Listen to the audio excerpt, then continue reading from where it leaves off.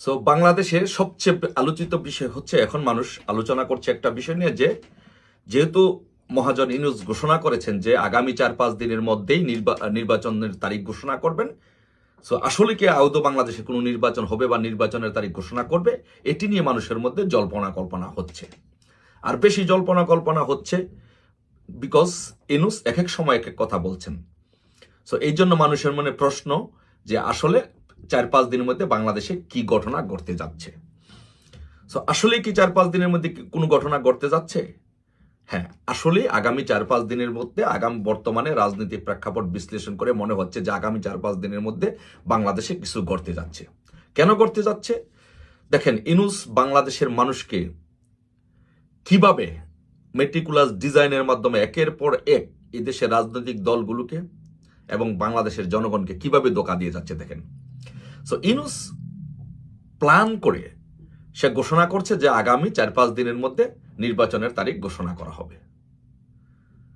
আর এই দিকে 3রা August NCP কেন্দ্রীয় শহীদ মিনারে জুলাই সনদ আদায়ের দাবিতে সমাবেশ ডেকেছে।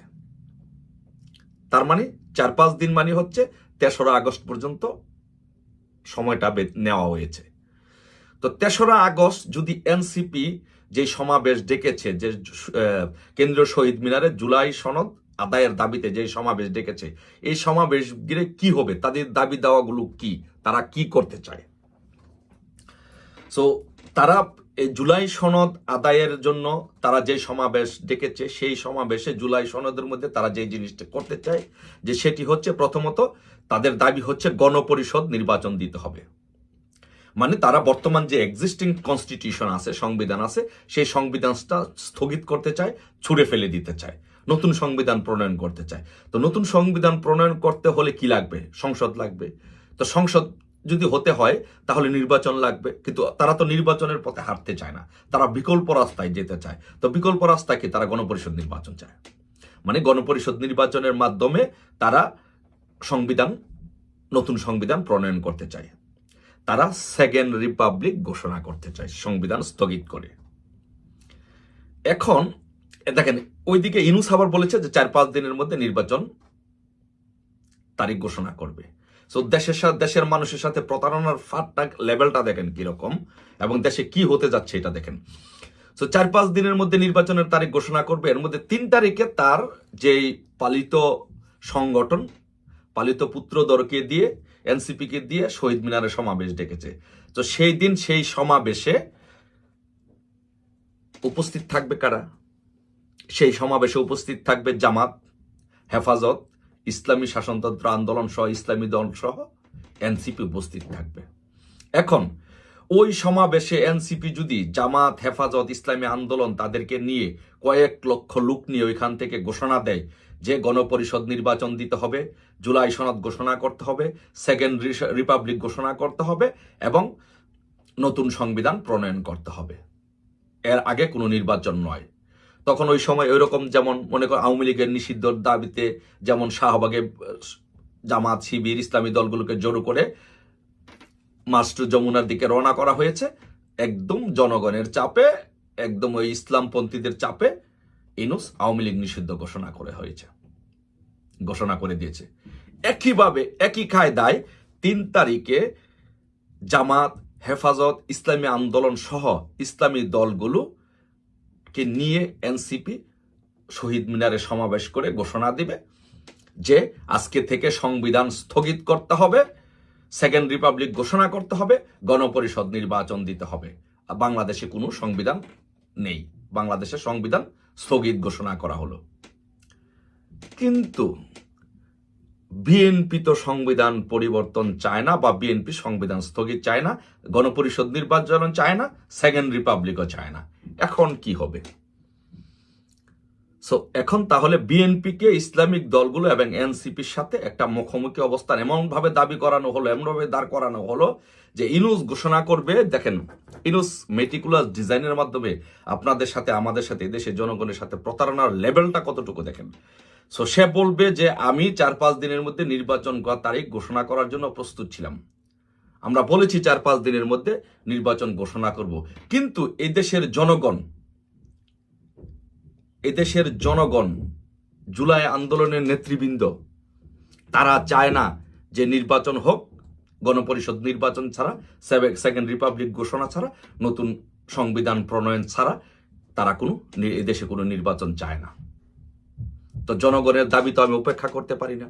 মানে ইনুস তার পালিত পুত্রদেরকে, পালিত সংগঠন এনসিপিকে দিয়ে এবং ইসলামিক দলগুলোকে দিয়ে একটা সমাবেশের মাধ্যমে মার্চ টু যমুনা এরকম একটা আন্দোলন ঘোষণা করে সে বলবে যে তাদের দাবির মুখে আমি নির্বাচন স্থগিত করতে বাধ্য হয়েছি।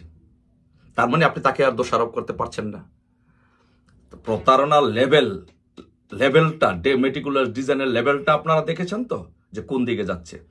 এখন আসেন রাজনৈতিক আলোচনা আসেন। সে যে প্রতারক, ইনুস যে প্রতারক, এটা দেশবাসী জানে। সেই কাজ, এই ধরনের কাজগুলো সে করাবে।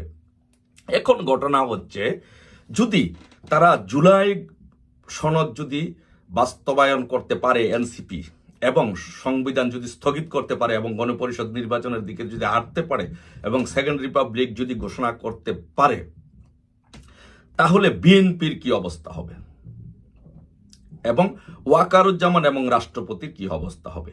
এখানে দুইটা বিষয়।